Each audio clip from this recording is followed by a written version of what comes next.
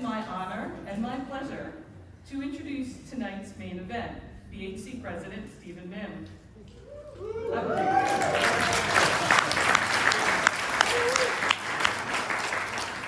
going to keep this short, both because Stephen doesn't really need an introduction, but also because he has a number of executive orders and plans to sign during the address, which will completely change the way we do things at the BHC, including putting in laws that are going to change our standards and measures that we use.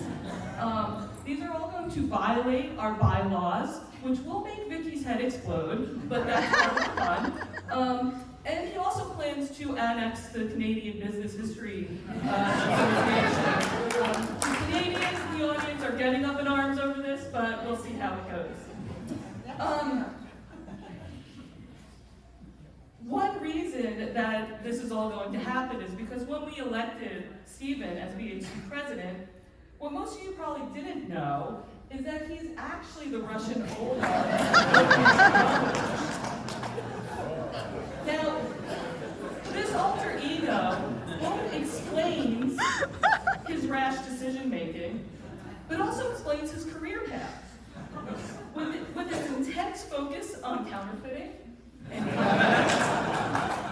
including his deep dive into the origins of the Secret Service, his fascination with the original American con man, P.T. Barnum, and his obsession with crashing the U.S. economy, and then exporting that economic catastrophe around the world.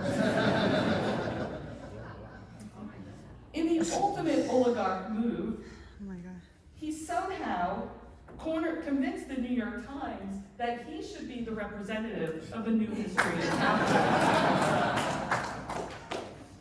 Now, of course, none of this really concerns Stephen, since he is a master survivalist with the ability to start fires on needed, build buildings, reconstruct World War II plane wreckage, and puree food.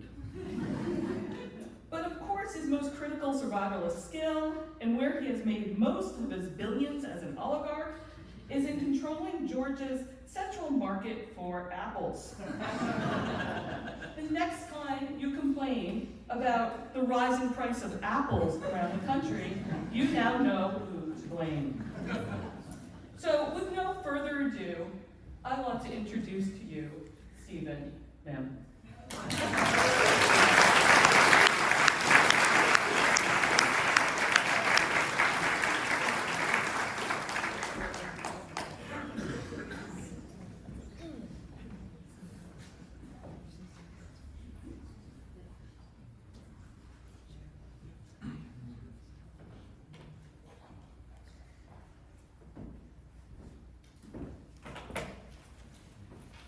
Knew about the resemblance, but it does make more sense now, doesn't it? All right. Well, thank you, Sharon, for a wonderful introduction. I want to thank all of you for coming, not only to this event, but also coming to the Business History Conference generally. It's wonderful to see us back at our prime levels in the past couple of years, and I'm thrilled to see everyone here.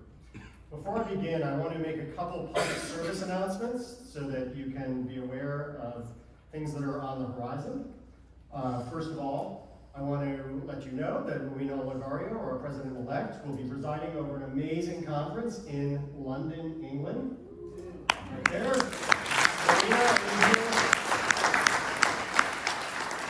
Co-creation is the theme, and that's going to be next March 26th through 28th.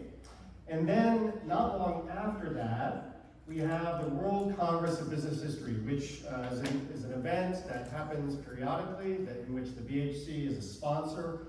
It involves a number of the other business history organizations around the world, and I strongly encourage you to go. It's going to be at the Robbins School of Management in Toronto. It'll be an amazing time. We just have to hope that geopolitical events allow us to go to Canada, given everything that is going on.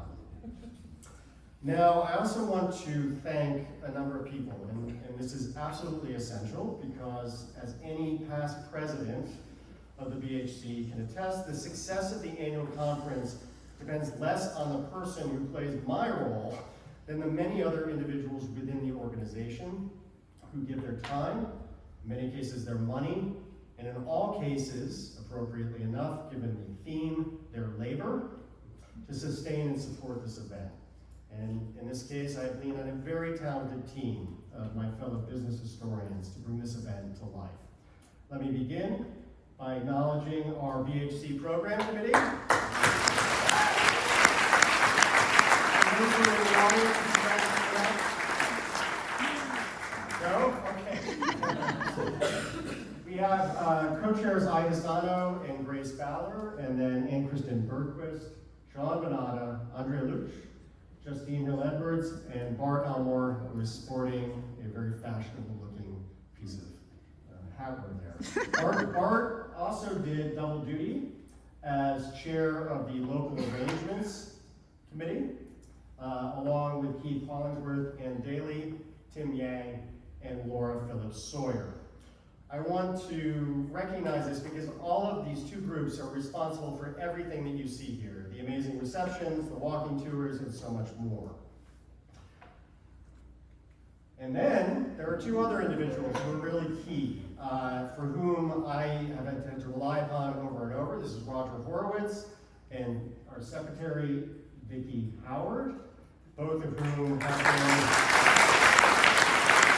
absolutely amazing in getting us across the finish line. And they were aided by three other individuals, in particular, Shane Hamilton, our sort of de facto and unofficial web administrator, Carol Lockman, whom you all know at the Hagley, and Paula de la Cruz Fernandez. I want to make sure you all thank them.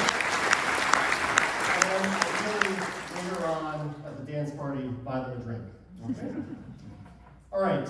Now, for those of you who have attended a BHC presidential address, you know, as I definitely do, that the genre is a strange one. It is. For reasons that escape me, and it goes back deep in the tradition and history of our organization, presidents are expected to artfully weave their own personal history with an intellectual argument relating to the theme of the conference. And I can say with certainty that this is absolutely not an easy undertaking. Sharon and I were commiserating about this shortly, just a little while ago. But I want to thank my immediate predecessors, Dan Wadwani, Sharon Murphy, and Andrew Luch, for setting a very high bar and kind of pointing me in a direction of how to do this. All right. Let me begin by stating a point. Those of you who know me well, or know me as Roman Abramovich, have probably wondered why I, of all people, made the business of labor the theme of this year's conference. And frankly, you should wonder. I am not a labor historian. I am not a labor activist. In fact, I'm currently working in the academic equivalent of middle management, as a dean. And yet I've convened a conference dedicated to revisiting a labor question in our field of business history. And for that, I owe you an explanation. Now, it's very tempting to stand in front of you here tonight and claim the reason I'm doing this is I'm pushing a theme because it's a matter of making a cutting-edge historiographical intervention. And I'm bringing together business history and labor history because I believe that there's a strong intellectual argument for doing so. And I do think that is the case.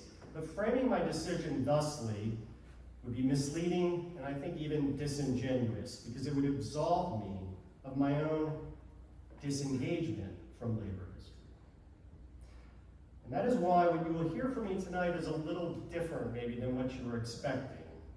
What you're going to hear from me tonight is less a manifesto than a meditation on why historians, particularly me in this case, study some things at the expense of others and how doing so can have real-world consequences. In my own case, it has blinded me from seeing a storm that began building many years ago here in the United States. That storm now rages, I'm afraid, at full force, lashing American institutions. Watching this unfold, it's tempting to identify a single individual, the current occupant of the White House, as the reason. I would caution you about doing that, because that misses a very important point, that voters put this individual in the office. The majority of them did, not just white voters, as is often assumed. I want to show you something from the recent election here in the United States. It should command your attention. The recent election turned primarily on a decisive shift of a specific cohort of voters, those making less than $50,000 a year. Members of this income bracket, or proxy for the working class here in the United States, went for the Republican Party for the first time in living memory. Note, too, a converse effect. For the first time ever, voters making more than $100,000 a year went as a majority for the Democrats. I'm not saying this to bring politics into this room. I'm saying this to point out a seismic shift, one that began in the wake of the Great Recession, gathering force and momentum in the 2010s. And I'm afraid that we are now at the point where the grievances of the working class, or in some cases the underclass, are difficult, if not impossible, to ignore. Moreover, while I will be talking about the United States, I'm afraid that this phenomenon is not a uniquely American one. All around the world, voters that look a lot like this, typically those without a college education, are gravitating toward authoritarian leaders. There is a robust academic literature on this phenomenon. It dates back to Seymour Martin Lipset's 1959 article, Study Democracy and Working Class Authoritarianism, which examined how economic hardship translates into political choice. Many scholars have elaborated and refined his thesis, for example, identifying that after 1989, the tendency was to shift toward the right rather than the left. That has been a more recent development. We historians often take our cue from current events. That's why, for example, the long-neglected field of financial history enjoyed a rebirth after the 2007 financial crisis. I'm afraid that what is happening now, I will not be surprised if our larger profession rediscovers the working class. And if that happens, our own field of business history has an important role to play. In proposing this, please know that I am following the lead of a handful of brave souls who have moved back and forth between business history and labor history for many years. This is not a complete list by any stretch of the imagination, but I want to give a shout out to Roger Horowitz, Phil Scranton, Walter Licht, more recently Jennifer Klein, and Elizabeth Candy Shermer. There are others, but what is striking to me is that the idea of unifying business and labor history has yet to come to pass, despite the fact that 40 years ago, two scholars at this very conference made an argument for doing precisely that. Stephen Ross, labor historian, and Edwin Perkins, business historian, presented a conference paper that later became an article entitled Integrating Business History and Labor History. And it was greeted with mostly resounding silence. As far as I can tell, only two other academic publications ever cited it. My presidential address will be the third. However, I found the article very helpful in wrestling with this question of the relationship. And what struck me most was the author's joint observation, and listen carefully here, that the division between the two fields was the product of, quote, different ideological outlooks or intellectual concerns. Business historians then identified with capitalism and the play of the free market, with special emphasis on the role of entrepreneurship, whereas labor historians have generally expressed reservations about the impact of unrestrained competition upon less powerful individuals.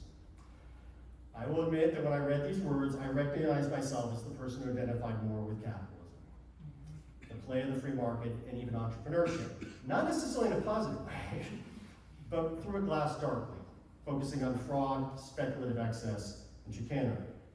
Still, in rereading this passage, I began to contemplate an awkward question. Why had I not thrown my scholarly lot with labor? It was in attempting to grapple with that I came to the theme of this year's conference. And I want to answer that question that I had posed to myself with you in the room, training our attention on the long-neglected labor question. the fate and role of labor in the democratic capitalist economy. I'm afraid in addressing this, I cannot tell that story in a straight line, in the way we like to do it, with a clear beginning, middle, and end. Tonight we will become, as Kurt Vonnegut described his protagonist in Slaughterhouse-Five, unstuck in time, but we will end in the present. All right, my path to business history began in the 1990s. I wasn't a history major, actually, at all, not even close. And I nonetheless resolved, somewhat randomly at the time, to pursue a doctoral degree in the subject. And there was a problem with that. I didn't have any coursework to show that I actually could become a historian. So I was living in Washington, D.C. at the time, and I went down to George Washington University and asked if there were any grad classes. And the first grad class that had an opening was entitled Business History. It was taught by this man here, William Becker, former BHC president, who passed away a little over a year ago. Becker had been Albert Chandler's student, and surprise, surprise, the first book he assigned us to read was his doctoral advisor's masterwork, The Visible Hand. I wish Becker could be here tonight because his course and his book put me on the path to studying business history and standing here today. Anyway, applied to doctoral programs. I chose to attend NYU. Why? Because I wanted to live in New York City. But this posed a problem. This meant that I would have to find a roommate because my meager graduate fellowship was not going to cover rent. So my quest for a room led me to Brooklyn and led me to Park Slope, a neighborhood that is no longer remotely affordable. And I went to the Park Slope Food Co-op, and there was a little listing for a sublet. And I answered it, and I set up a time to meet this woman who was subleasing out a back area of the second floor of a row house on St. Mark's Avenue for the princely sum of $462.50. This was Lori Bell, my prospective roommate. She was much older than me. She was a self-described healer who possessed a truly astonishing collection of tinctures, herbal remedies, and other alternative cures. She worked with AIDS patients and intravenous drug addicts in a particularly unsavory area of Brooklyn. She was very different from me, and frankly, a little too quirky for my taste. But I needed a place to live, and so I signed a sublease and moved into the back floor, the second floor. Little did I know at that moment that my choice of roommates would inaugurate my education in labor history. You see, Lori's original name was Weinstone. She was Lori Weinstone, the daughter of one of the most prominent labor radicals of the 20th century, William Weinstone. He played a signal role in the Communist Party as well as the larger labor movement of the interwar era. It was Weinstone, head of the Communist Party in Michigan, who helped orchestrate the sit-down strikes in Detroit that convulsed the auto industry in 1936, a key turning point in the history of labor in the United States. Weinstone, who was a prolific writer, pamphlet was one of his publications, would later be featured both as a character in Reds, Warren Beatty's film, and also as a witness, an actual person interviewed in Reds in that time. So in these first few years of grad school, if you can imagine this, I would come home, I would listen to why I should take some remedy, but then she would tell me these stories about her father, particularly her family's fate during the McCarthy era, when Weinstone spent time in prison, having been prosecuted under the Smith Act. Here he is going off to the federal penitentiary, 1951. Lori would tell me these stories about being shadowed by FBI agents as her mother walked her to kindergarten. She would share other tales of a not-so-normal childhood. And whatever I thought of her father's dedication to the labor movement, there was no denying that his devotion had completely upended their lives. So too was the fact, interestingly, that he had a long-standing extramarital affair with the daughter of one of the most wealthiest industrialists in the Midwest. And she had two half-sisters from those unions. So, an amazing family. I found the stories unsettling, but I also found them deeply and wildly at odds with what I was encountering in graduate school. NYU had formidable strengths in labor history, social history, and I was force-fed a steady diet of that as a student. These inevitably emphasized the agency of ordinary workers, glorifying their struggle for better wages and working conditions in the fight against nefarious business owners. But honestly, these works left me cold.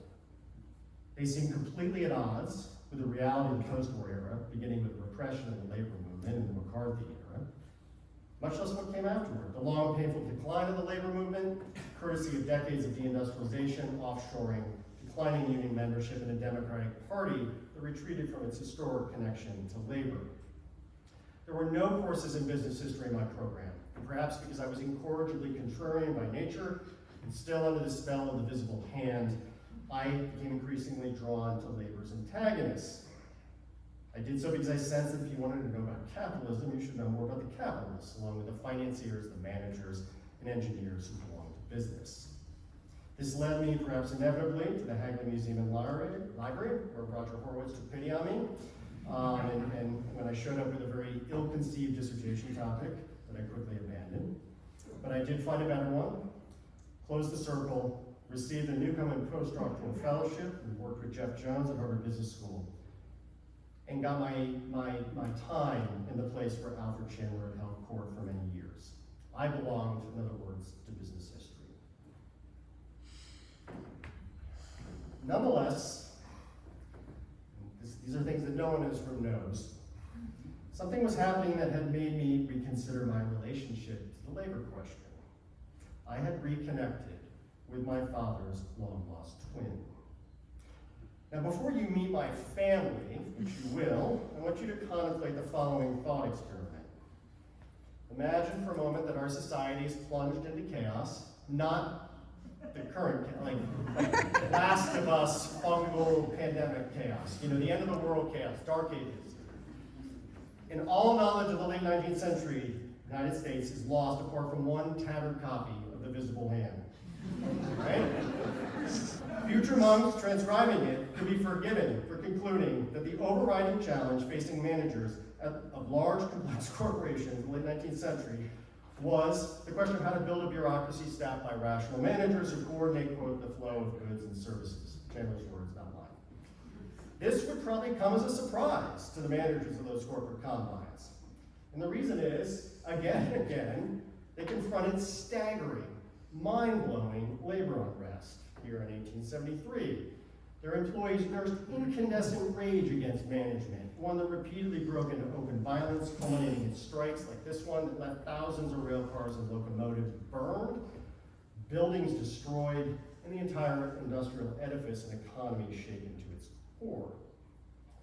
Chandler explained this way by claiming that labor didn't have a voice in management until the 1930s, because of those same strikes, actually, that Weinstein helped orchestrate.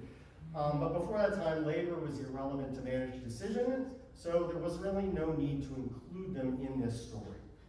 And in any other book, this omission, frankly, would have been inconsequential. But Chandler's book, and his larger corpus of work, has had an outsized impact on our field. In fact, few fields can trace their origins so completely and unequivocally to one individual as we do. And there are many people in this room who can point their own interest in the subject to this one individual. And this is not restricted to scholars in the United States. Chandler's works effectively frame much of the study of business history outside the United States, even if it has evolved tremendously since those times. That has had, I would suggest, a kind of unintended effect of putting the labor question beyond the bounds of business history for the most part. And I'm not the first person to point this out. A few years after the publication of The Visible Hand, a testy exchange between Chandler and the sociologist Charles Perrow raised the question I'm raising now. Where is labor, and what happens when you leave it out? Perrow wrote in disbelief that Chandler's book is remarkable in that he can intentionally treat the history of industrialization in the United States without dealing with the labor force, unquote. And this, Perrow argued, cast doubt on Chandler's central argument. What of the possibility, he inquired, that one of the drivers of vertical integration was the desire to secure a more docile, pliable workforce? Managers had every imaginable reason and motivation for doing so. given their workers' tendency to destroy the careful coordination mechanisms beloved by the managers. I asked myself, why did Chandler steer clear of labor? It might have something to do with his class position. Alfred DuPont Chandler, was the great-grandson of Henry Varnum Poor, who brought order to the chaos of railroad finances. Chandler began his academic career around the same time as the passage of the Taft-Hartley Act, which inaugurated a decades-long decline in the labor movement. And he came of age at a formative moment when the Consensus School of Historiography reigned dominant. These are all good explanations, really, and frankly, I'm willing to give him the benefit of the doubt. Which raised the other question: why had I been so leery of labor? What was my excuse? At first glance, I should have a personal stake in the subject, because my father was born into a resolutely working-class family, one I know a great deal about. My grandfather, William Mihm, shown here with his wife, my grandmother, worked as a shipfitter at Cramp Shipyard in Philadelphia, a workplace that some of you may recognize as one of the few places where Taylorism was implemented at scale. Cramps was the basis of the working class existence of my father's family, and it was a large family, 5 boys. My father was the third.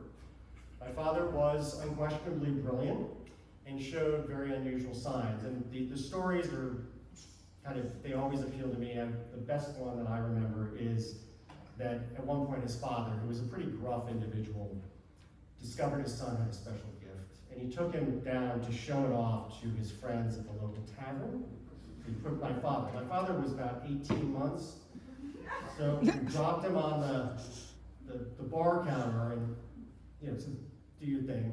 And so my father fluently, perfectly recited the alphabet. And so that was a reasonable, precocious. And then my grandfather was like, and my father did it in reverse. Oh, wow. And the men were like, they couldn't do it.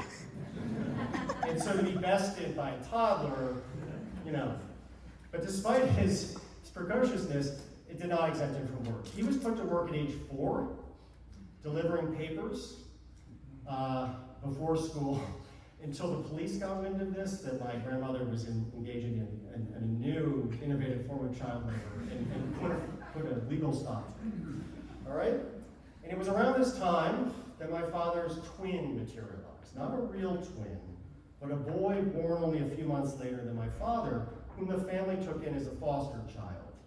This initial motivation and inclusion of this boy was crassly instrumental. The state of New Jersey would give the foster family money, and most importantly for my grandmother, multiple changes of clothes. And because the 2 boys were the same age and the same stature, she didn't have to buy my father any clothing, and they would just swap it back and forth.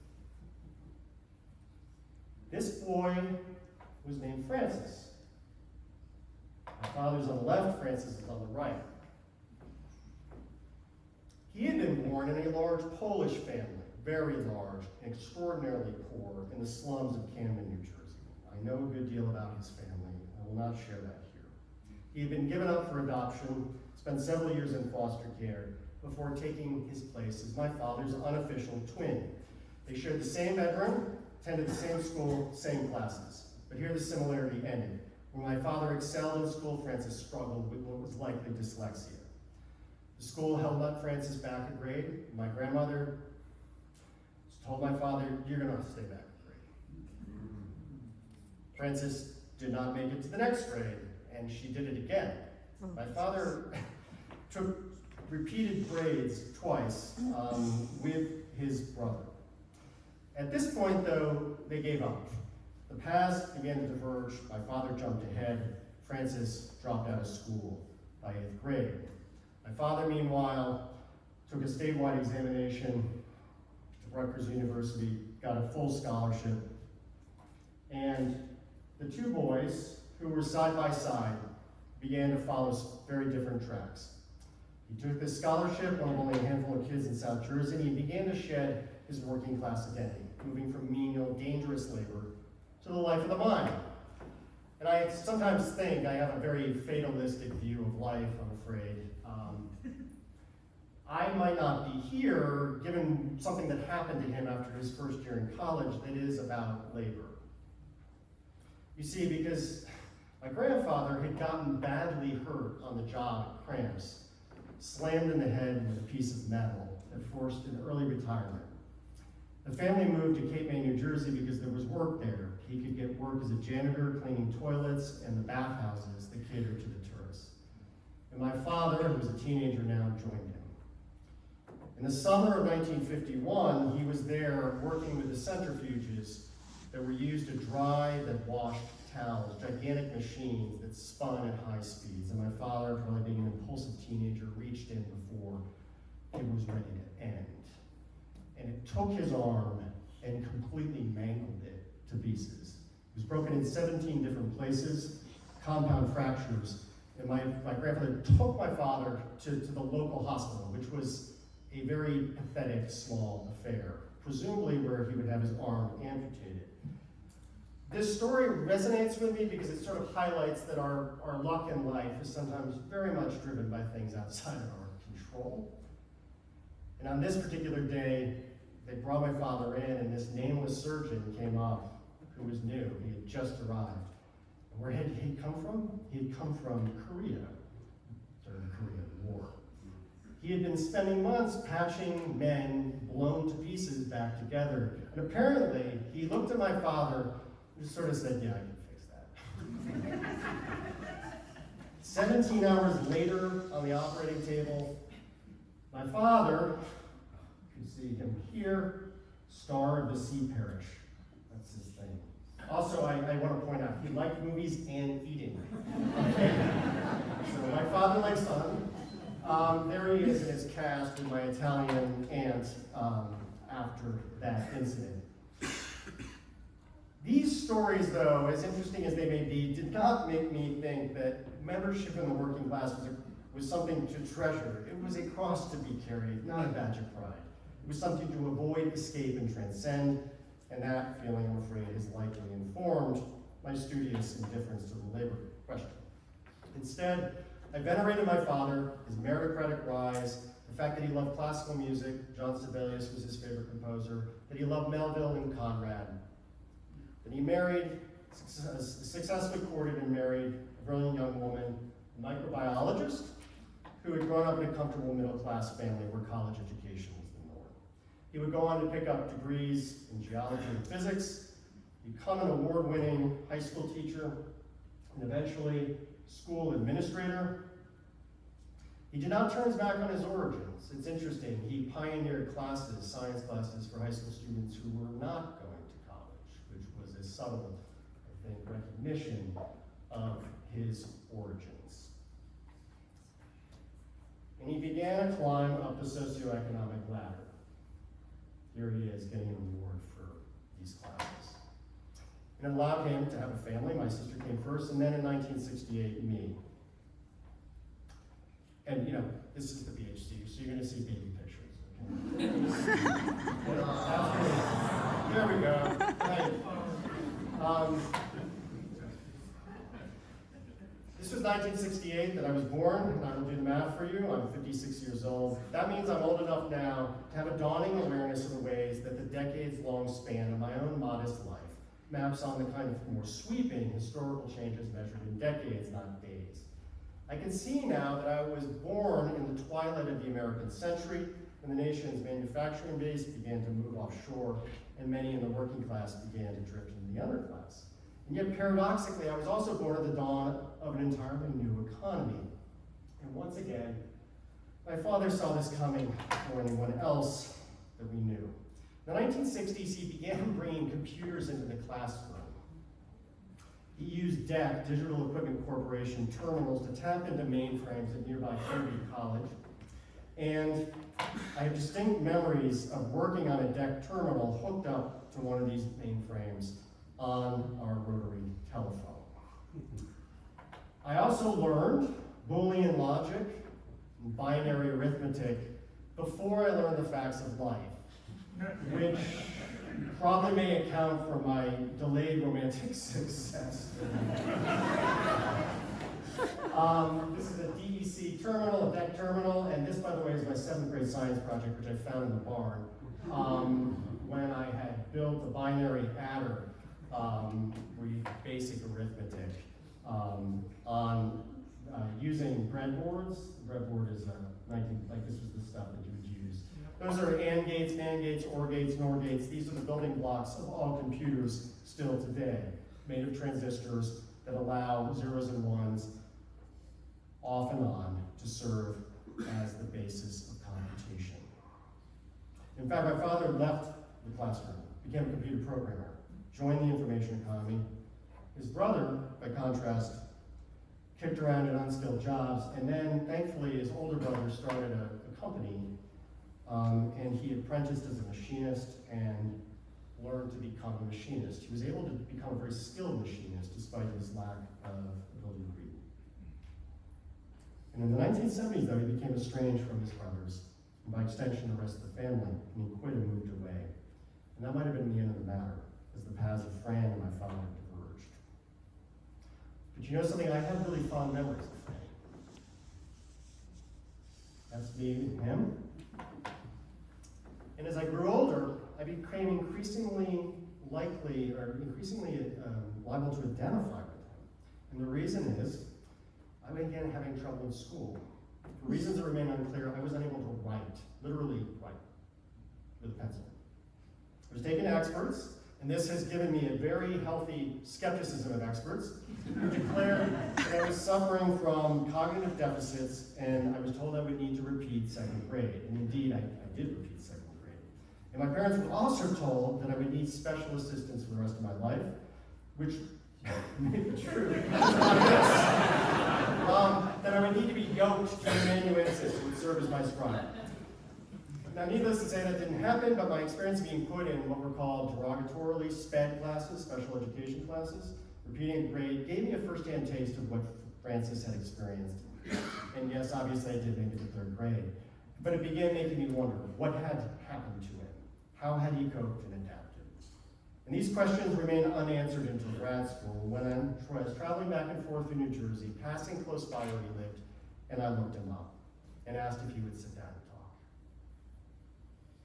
And so we agreed to meet. And so began a friendship. I mean, I was his nephew, but it was really a friendship. I would visit him a few times a year, call him on the phone. He really enjoyed getting to know my kids. There he is with his treasured tomato plants. And he lived in a very tiny house that he had afforded with wages working as a machinist at Garvey Industries in New Jersey, manufacturer of conveyor belts. As the years passed and we hung out, I became increasingly curious about his work as a machinist, in part because one of his hobbies in retirement had been to visit flea markets, buying up American-made drills and bits left behind when factories closed. In fact, my scholarly obsession with screw threads, taps, and dies traces to these conversations. So too did my interest, clandestine as it may have been, in labor history. In fact, it was around this time that I became bothered more and more by the fact that the stories of business and labor continue to be told severance style by entirely different groups of historians, each with what seemed to be oblivious, each of which seemed to be oblivious to the other, or worse, hostile, as if they were continuing the age-old struggle between capital and labor. In theory, the new history of capitalism should fix these flaws, and it aspired to use Louis Hyman's eloquent phrasing, and I'm pointing to Louis for now, to tell the history from below all the way to the top, which I have always loved as an amazing kind of summary. I think, though, that our field, and I think its capaciousness was both its strength, its kind of lack of definition, per se, was one of its strengths, and it allowed flourishing of scholarship, but much of the scholarship ended up going into buckets. Economics of slavery, history of finance, neoliberalism, but also, while there was some work on labor, I would not say it was overrepresented. And that's perhaps understandable if you think about these things. Workers in the United States had seen their power declined significantly over the last 50 years, and most of the scholars marching under this banner, myself included, have spent their lives watching labor's already fragile power erode. But something is worth noting has been happening lately that may or may not be something that's public knowledge. I know some people know it. Just as the new history of capitalism is flourishing, unions, oddly enough, have become increasingly popular. This is the disapproval rate of unions. Dramatic decline, cut in half. This is the approval rate. It gives you some sense of the trends of the last 10 to 15 years. What's striking, too, about this, now that 70% of Americans approve of unions, is that there's also anxiety and concern about the future of labor for people who never before felt it. I'm speaking of the knowledge workers, the laptop class, who have prospered over the last half century. In the last 2 years, the explosive growth of artificial intelligence has raised the specter, if not the reality, that higher order human cognition can be outsourced to a machine no more or less unceremoniously than when weavers saw their looms replaced by mechanical looms. I sometimes wonder what my father would think of these developments. This is the NVIDIA Blackwell chip, one of the latest cutting-edge, next-generation chips. NVIDIA bills this as the, quote, engine of the new industrial revolution. Those logic gates I showed you on my 7th grade science projects require 2, 3, maybe 5 transistors. This chip has 80 billion transistors on it. You do the math, and while much of the coverage of AI is clouded by hype, these developments will almost certainly transform the nature of work, and by extension, business. I believe, I would like to venture, that both our current political moment, as well as looming changes in the nature of work, will draw historians' attention back to the labor question. And I believe business historians have a role to play in this undertaking. Revisiting earlier phases of automation and de-skilling, not in order to tell heroic stories of resistance, but to examine the role of business in driving those changes. The possibilities multiply from here. Business historians who take workers as a serious subject inquiry can break the wall that has divided our field from labor history. We can and will, I hope, bring a new perspective on a range of subjects, many of them in evidence at this conference: strikes and strike-breaking, pensions, employee benefits, human resource departments, disability, forced labor, gender discrimination in wages, remote work, labor law, emotional labor, discriminatory hiring of all kinds, offshoring, and much more. But all of this means acknowledging that there is more to the history of business than the bloodless order-making decisions of managers, and that chaos and conflict, often quite violent, is central to the story. The purpose of this conference, for me at least, has been to highlight and encourage this kind of work, not only as a standalone, discrete set of inquiries, but as something larger and more coherent, a serious, sustained engagement by business history with the labor question, broadly defined. Time will tell whether we have succeeded. For those of you still skeptical, perhaps, of the enterprise, I want to leave you with a final vignette that will underscore why I did what I've done. Shortly before he died, my Uncle Franny, who had never, ever, in hundreds of conversations, expressed the slightest interest or knowledge of politics, told me over the phone that he had become a Trump supporter. It was at that moment, I remember this conversation very distinctly. And again, I'm not taking a side here, I'm just reporting this, but I remember thinking, like, the kind of rightward drift of the working class, which up until then had been a kind of vague and distant abstraction, suddenly became a very concrete, tangible reality. And it was at that moment, too, that I genuinely began to question my failure to consider labor. I had spent the last half-century capitalizing on my father's own gains, enjoying the privileges of an elite education and the connections that afforded.